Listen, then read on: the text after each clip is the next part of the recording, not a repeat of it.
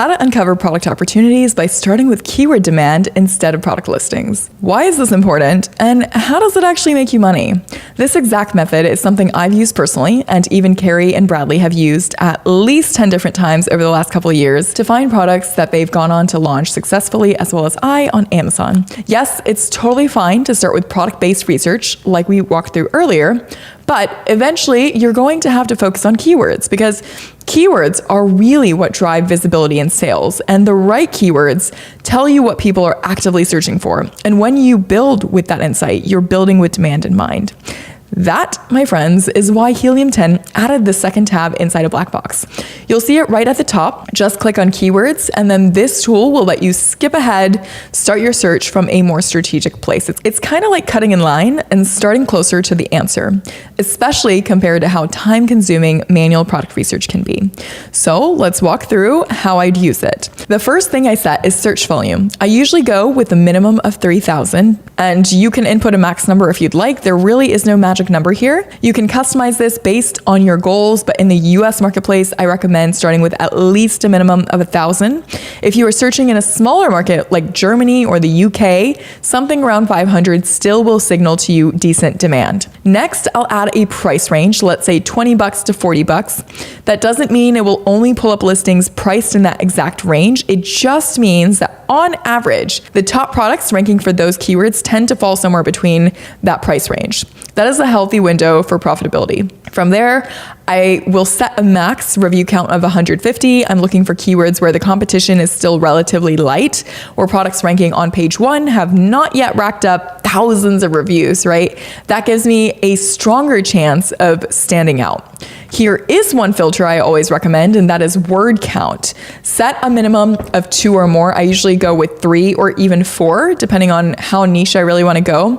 The reason being for that is really simple. One word keywords might have tons of search volume, but they rarely showcase buyer intent. A keyword like kitchen, for example, doesn't really tell you much, does it? Is the shopper looking for a knife? Are you looking for a storage rack? Or are you looking for a bar stool? It's too vague to act on. And someone typing in kitchen is probably just browsing. But then take a keyword like stainless steel kitchen serving spoon. That's a long tail keyword. It's precise. And when someone types that in, they already know what they want, right? Those are the kinds of buyers you really want to get in front of. Specific search terms like that typically convert better. And after that, I'll select a few categories. Let's do kitchen, dining, office products, patio, lawn and garden. Again, pick categories that align with your brand. Now let's talk about a Helium 10 specific metric that I really like, which is title density. This shows how many listings on page 1 have the exact searched keyword in their title.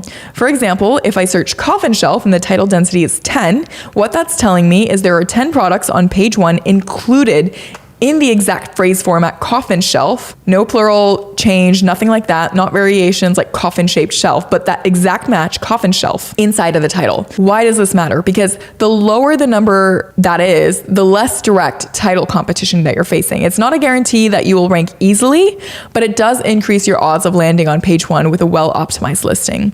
I usually set a max of 5 just to filter for lower density results. Once all those filters are in, hit search, and now you're looking at a list of keywords that meet your criteria. Let's look at what came up. Keywords like blank cards with chip, fruit trees, and even get well gifts for women after surgery, which is incredibly specific and clearly driven by intent.